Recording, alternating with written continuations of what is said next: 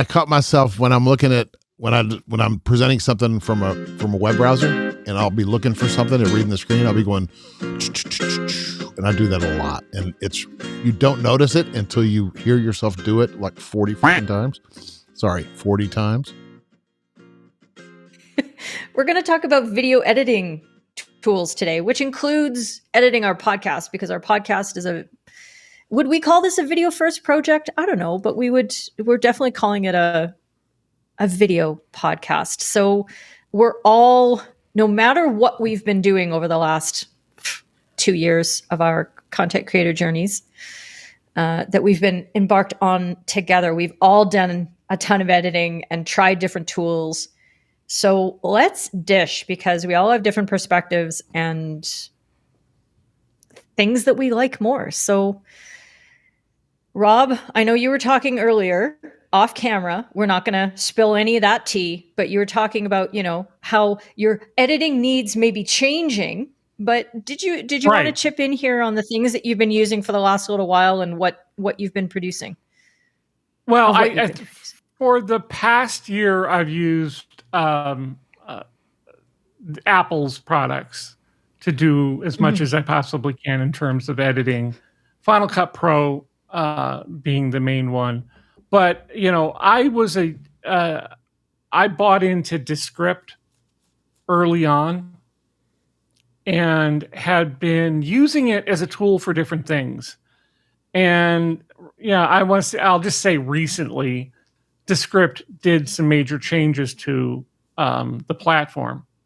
And probably for the better, but at the same time, if you were on what they call Descript Classic and all of a sudden you walk in and you see the new thing, you're like, what happened? And where do I start? And obviously I can go to YouTube and watch some videos and read some things. But, when you're used to using a tool, as I was using it for certain things, for social media, for getting transcriptions off of videos so I could upload the transcripts to YouTube. When those things change so drastically, you're like, well, there's a couple days that I'm going to have to relearn this thing. So I'm happy that I know how to do what I need to do in Final Cut Pro. I will admit, for those particular explainer videos, Final Cut Pro is probably overkill. But Final Cut Pro has been the thing that I'm using, and I'm going to just stick with it and keep going. I will put the time in to relearn Descript, because I do think that it's a good tool to do things that you can't do in Final Cut Pro. And I hope that I learn the new strengths of it so that I might be able to take some of that load off of Final Cut Pro. But I was just I walked into it and was like, oh no, this isn't what I originally bought into. So Final Cut Pro I like, but it is overkill for most of the stuff that I do. Yeah, gotcha. Rich, you are a non-Final Cut Pro person, right? You're all in the Adobe ecosphere. Right. Did you ever get tempted, or are you really happy that you're with Adobe? And what have you been doing with Adobe Premiere products and that whole suite there? I got Final Cut a few months ago, I think last year, when Doc was saying everybody just got to go try it for 30 days. And so I tried it for 30 days, and I didn't like it. I don't like the way it just feels different, and I'm already in the Adobe thing because I have to pay for it anyway. Because I use Illustrator and Photoshop for my graphics and my print work, so I already have it. So it's really silly to buy another thing. I am interested in Final Cut for the iPad that they just announced. But again, that's a whole learning curve that I don't know if I want to invest the time in or not. Yeah. I heard that Adobe Premiere has either just released or they're kind of beating or whatever, some very Descript-like features in Adobe Premiere in terms of transcription and that sort of thing. Have you seen that? Have you tried it? I have not, but I do like their transcription, the way it works in Premiere. It works fine. And I haven't seen the editing part, the way they're talking about it. But I never was a fan of that with Descript anyway.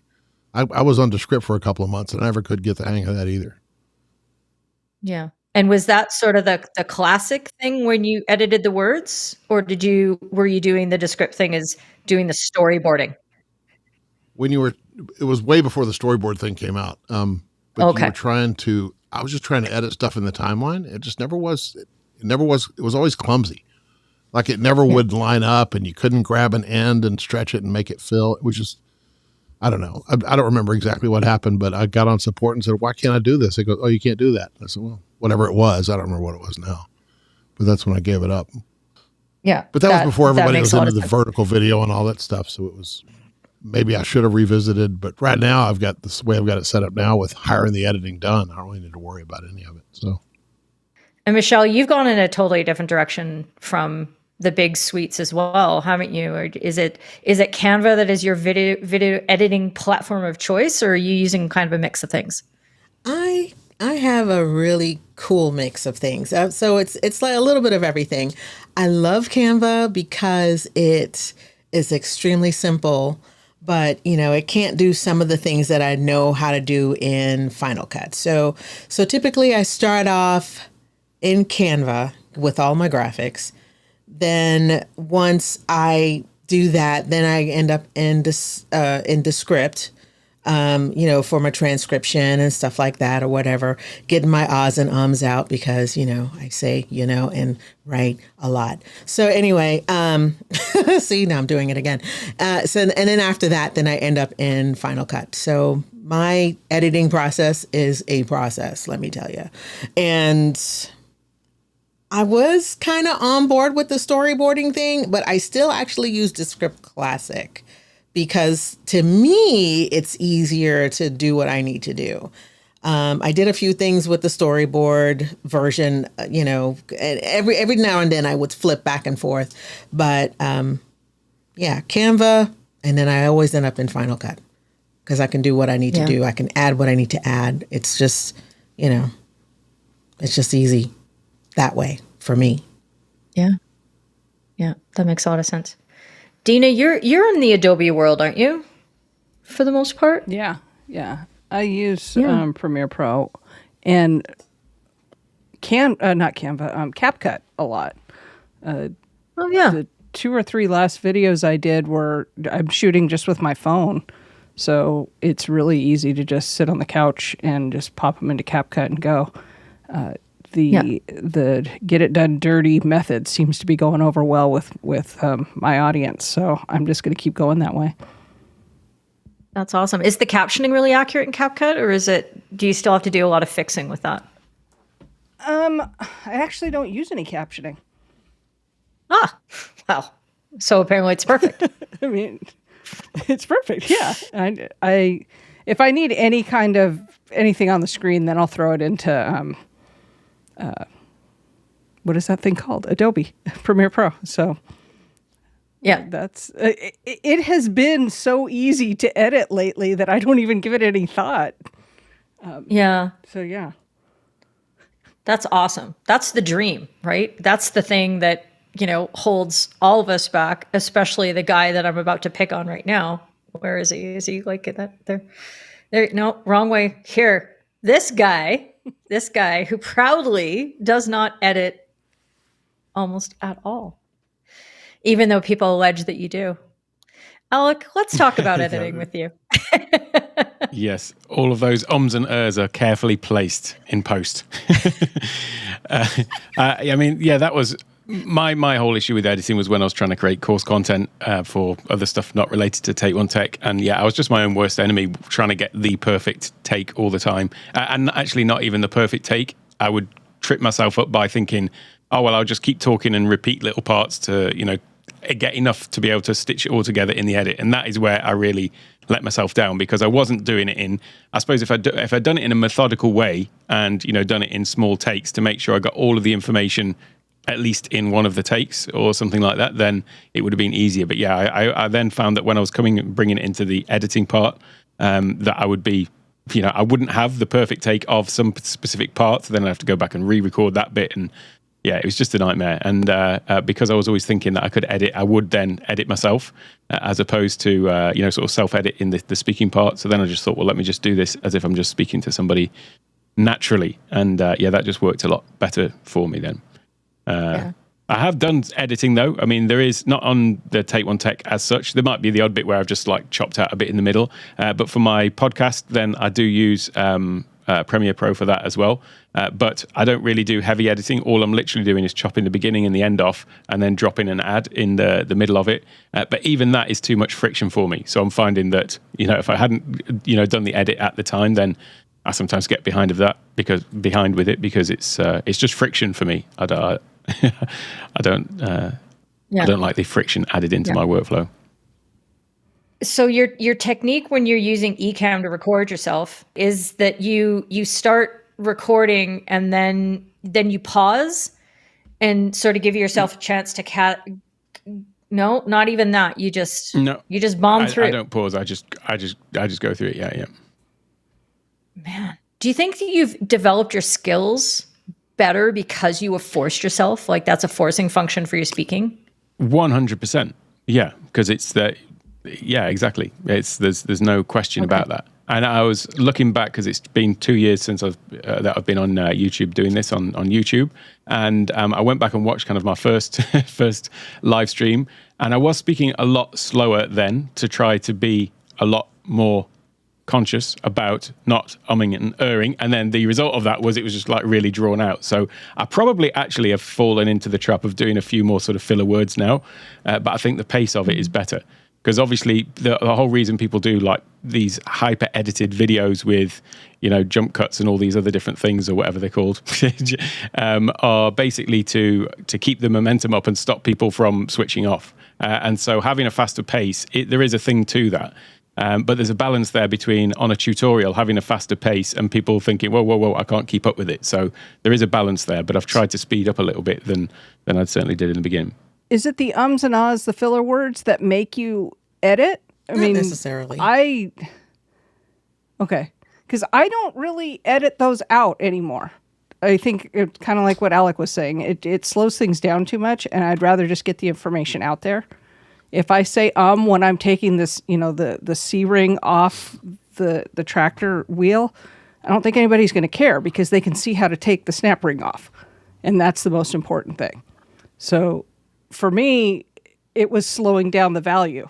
I caught myself when I'm looking at when I'm presenting something from a web browser, and I'll be looking for something and reading the screen. I'll be going, and I do that a lot. And you don't notice it until you hear yourself do it like 40 fucking times. Sorry, 40 times. Anyway, you've just got to replace that with let's have a little look. That's right. There you go. But I do edit for that. And I do say stuff 2 or 3 or 4 times. And Alec is right about it actually makes more work if you say something 4 times because you don't remember why you said it 4 times. You don't know which one's the right one. Like you might hold your hand up to the screen while you're recording yourself. Like this is the one I want. And then you mess it up. I don't know. It's very clumsy. Editing does suck. I would rather not. That used to catch me out actually when I was editing the before Ecamm revolution, was because I would be going through the edit and I would start editing together a piece, and then I'd realize afterwards that I had done actually a whole nother take that was better than that one, but I'd already gone through and done like 5 or 10 minutes worth of content that I'd been editing down, and then realized, oh no, I did screw that one up, and I'd got this other take that was the one I wanted to use because I wasn't doing it in a systematic, documented way, I guess, to know which clip to use. What I'd usually do there is if I'm going to start over, if I'm going to do another take, I will take the time to delete the one that made me say, no, I'm going to do this again. Because I didn't want it to end up on my computer and me start editing the bad take. So I get rid of it before I even start the next take. Now, ideally, you just don't have to do more takes. Something I learned from Justin Brown was, one of the things to do while you're when you're recording, let's say you had a bad take or whatever, stop, do it again and then make the last take the best take. And then when you edit backwards. So the first one that you see would be the best take. And then, you can just trash the rest. And so I was like, I like that. So I've adopted that anytime I do, edited stuff like that. And then another trick that I do, especially like if I'm making shorts and it has to be like 60 seconds and I ramble. So one of the things I did with Ecamm when recording shorts is I would do it sentence by sentence. I would practice a sentence and then hit record, say the sentence, stop. then practice the next one, record, say the sentence. And then by the end of it, I have one nice take that doesn't have a whole lot of crap in it. And I don't really have to edit it because I, hit the pause button. So I love the pause button when it comes to that. Yeah, that makes a lot of sense. I do that trick as well. Do the edit backwards and move on from, as long as it's good enough, that'll be the last take. But back to the ums and ahs, I think that's sort of the one that Descript as an editor is still, if you want to polish your result and you want to get all those ums and ahs out, Descript is the best for that because it's a one click, just boom. And you can literally time it, like how much of a gap do you want? And you can have very precise control over that. But I think there's some real trouble on the horizon for Descript because their lunch is getting eaten by first Premiere Pro and all the AI tools that a lot of us have been trying. So there's been a few that have been on my list that I've given a shot with, but the one that I really love is Vidyo, Vidyo.ai, because the transcriptions are really good, but you have a lot more control over what section of the clip.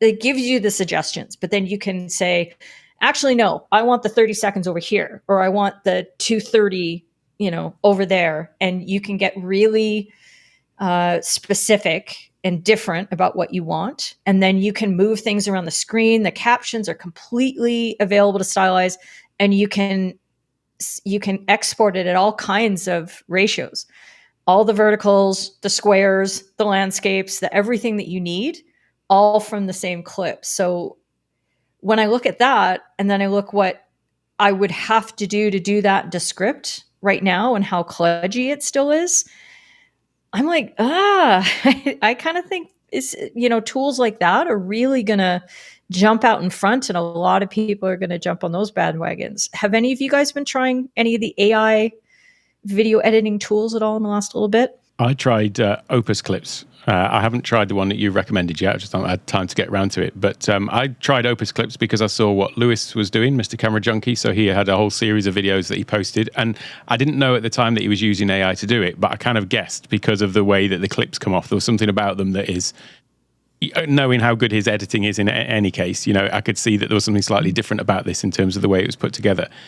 So I did try it off the back of his, and he did a whole live stream about it off the back of that. And I had mixed results, really. It did do a good job in some cases. So I've got like a whole, I think about 20 or 30 shorts that are queued up that I took from that. And there is some slight things that you can do with it. It's basically going to pick out the people and have them centered, but you can have it like with one person above another if you've got two people on the screen, and it'll do it sort of left to right. But I've had really mixed results with that in terms of it picking the people out, and sometimes even when there's two people on screen. And frankly, it's when somebody's got a darker complexion, it seems to be not including that. So whether it's just however it's sort of recognizing people on the screen, I'm not sure. But in some cases, the other person was talking and yet I was there sort of full screen. So I had mixed results with it. However, it did give me some, good stuff out from, the content in other ways. But that lack of being able to sort of adjust things, as you were saying that video can do, was basically like a bit of a barrier to it. But I did find that it was good for picking out the clips. And that's the issue that I've always had with repurposing content, is the idea of going back in and finding things in old content, whereas using something like this, even if I don't use the final thing from Opus itself, using it to kind of find these little bits of information, and then either going and back and doing those, or to be honest, if it's little snippets of stuff from myself, then I'd rather just record the thing again, just do it as a one-take thing into Ecamm in vertical, maybe drop that into Descript, although, with what you're saying, I'll check out video, but then drop it into that and just add the captions on that way, because it's actually a lot more frictionless for me to just sit there and, knock out 20 or 30 second, 1 minute clips than it is to go back and find the original content and do it all that way. Unless video is good. Yeah. That's so Alec. Of course you would just redo it and it would be faster. That's crazy. and anybody else on the AI front at all? I tried Opus. I tried Opus. The few examples that I had, it just didn't work very well for me. on my live streams or in my videos, I usually have overlays and such. And it was really difficult to be able to find a decent looking clip where I didn't have some rando thing hanging off on the bottom or whatever. And I couldn't go back in and like punch it in a little bit. So let's say, for instance, I had an overlay on or whatever. I would go into Final Cut and then change the orientation of it so that I can get exactly what I wanted. I couldn't do that. And, it was a nice clip, but just like what you said, Alex, great. Now you know what clip to use, but now you just made yourself more work. So I work enough. Yeah. Ain't nobody got time for that. Okay. Just saying. Exactly. And you can only use the YouTube link to say, hey, Opus, grab from this, right? Or can you upload an MP4? It's only the YouTube link, and in fact, that thing to Michelle's point there, a lot of my videos are obviously tutorials where sometimes I might be saying something of value, but there happens to be like a screen share going on. But what I did try was just uploading ISO video as a private video or an unlisted video to YouTube, then giving it that, and then getting the output from it. So I did try that, but I did it once just as an experiment, but I'm not going to be, uploading a whole load of ISO videos just for it to do that thing. Again, it's quicker for me to just, let me get it to find the sort of little nuggets of information and then, re-record those. Because I do find that there's a weird thing, like it's picked up on there's something of value in there, but sometimes there's a really weird sort of lead into it and it doesn't kind of make sense. So I would definitely want to sort of phrase it slightly different, or, the actual bit that it's clipped, I've got no control over. But I guess I need to try video that you're recommending. That sounds like that solves a lot of that problem.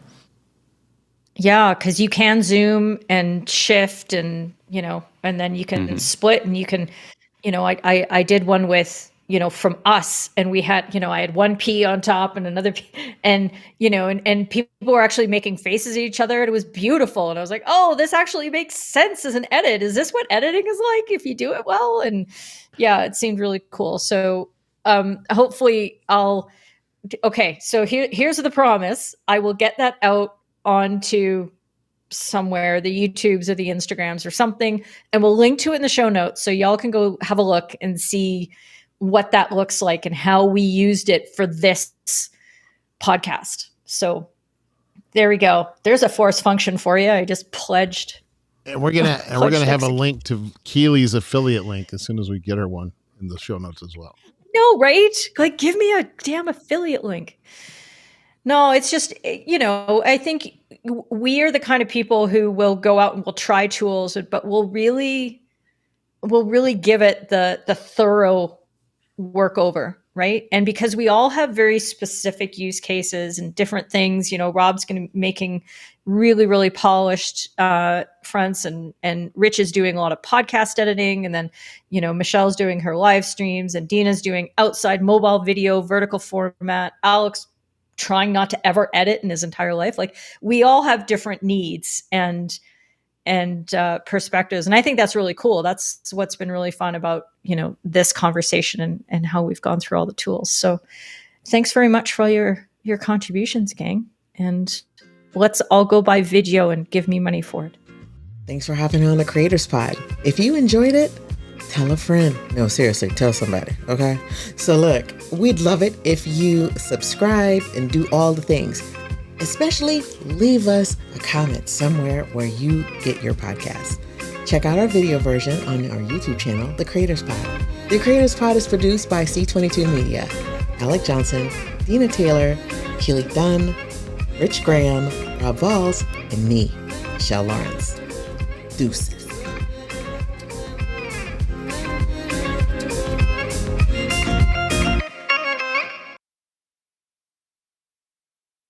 Keep recording. We need outtakes.